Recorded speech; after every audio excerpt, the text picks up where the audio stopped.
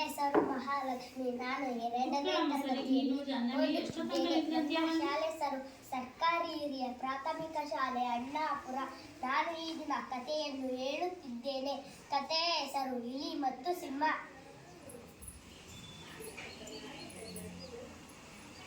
ಮಕ್ಕಳ ಎಲ್ಲಿದ್ದೀರಿ? ಬಂದ್ವಿ ಅಜ್ಜಿ. ಅಜ್ಜಿ ಒಂದು ಕತೆ ಹೇಳಜ್ಜಿ. ಅಜ್ಜಿ ಒಂದು ಕತೆ ಹೇಳಜ್ಜಿ. ಅಜ್ಜಿ ಒಂದು ಕತೆ ಹೇಳಜ್ಜಿ. ಕತೆ ಹೇಳ್ಬೇಕಾ ನಿಮ್ಗೆ? ಅದು ಭಯಂಕರ ಕಾಡಿತ್ತಂತೆ. ಆ ಕಾಡಿನಲ್ಲಿ ಒಂದು ದೊಡ್ಡ ಸಿಂಹ ಇತ್ತಂತೆ. ಒಂದಿನ ಆ ಸಿಂಹ ಮರದಡಿಯಲ್ಲಿ ಮಲ್ಕೊಂಡು ನಿದ್ದೆ ಮಾಡ್ತಿತ್ತಂತೆ. ಅಲ್ಲೇ ಪಕ್ಕದಲ್ಲಿ ಇಲಿ ಬಿಲ ಇತ್ತಂತೆ.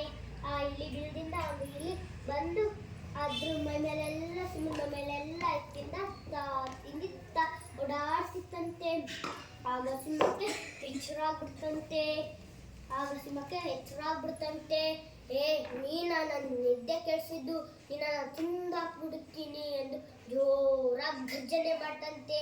ಆಗ ಇಲ್ಲಿ ನಡುಕಂತ ಕೈ ಮುಗಿದು ಕೇಳ್ಕಂತಂತೆ, ಸಿಂಹರಾಜ ನನ್ನನ್ನು ಕ್ಷಮಿಸ್ಬಿಡು, ನಾನು ನಿನ್ನ ಪಟ್ಟು ಈಗ ಮಾಡಲ್ಲ, ನಿನ್ಗೆ ಯಾವ್ದಾದ್ರು ಕಷ್ಟದ ಕಾಲ ಬಂದ್ರೆ ಸಹಾಯ ಮಾಡ್ತೀನಿ ಅಂತ ಹೇಳ್ತಂತೆ.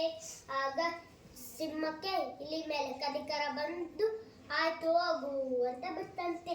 ಕಾಲಗಳು ಕಳೆದ್ವಂತೆ. ಅದೇ ಕಾಡಿನಲ್ಲಿ ಒಬ್ಬ ಬೇಟೆಗಾರ ಯಾವ್ದಾದ್ರು ಪ್ರಾಣಿ ಬೀಳಿ ಕೈ ಕಂತಿನ ಅಂತ ಬಲೆ ಬೀಸಿದ್ನಂತೆ.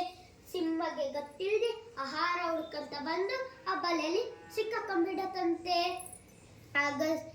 ಆಗ ಸಿಂಹ ಎಷ್ಟೇ ಪ್ರಯತ್ನ ಪಟ್ರು ಆಗಲ್ಲಂತೆ.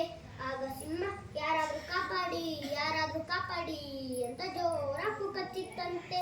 ಆಗ ಇಲ್ಲಿ ಓಡ್ ಬಂದು ನೋಡ್ತಂತೆ. ಓಹೋ, ನನ್ಗೆ ಜೀವದಾನ ಮಾಡಿದ ಸಿಂಹ ಬಲೆಯಲ್ಲಿ ಸಿಕ್ಕಾಕೊಂಡ್ಬಿಟ್ಟತೆ. ನಾನು ಅದಕ್ಕೆ ಏನಾದ್ರೂ ಸಹಾಯ ಮಾಡೋಣ ಅಂತ ಯೋಚನೆ ಮಾಡ್ತಿತ್ತಂತೆ. ಅದಕ್ಕೆ ಒಂದು ಉಪಾಯ ಹೊಳಿತಂತೆ. ತನ್ನ ಚೂಪನಲ್ಲಿಂದ ಆ ಬಲೆನೆಲ್ಲ ಕಟ್ ಅಂತ ಕಡ್ದಾಕ್ಬಿಡ್ತಂತೆ.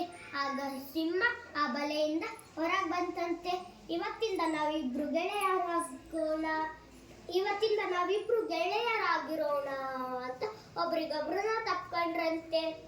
ಈ ಕಥೆಯ ನೀತಿ ಶಕ್ತಿಗಿಂತ ಯುಕ್ತಿ ಮೇಲು. ಧನ್ಯವಾದಗಳು.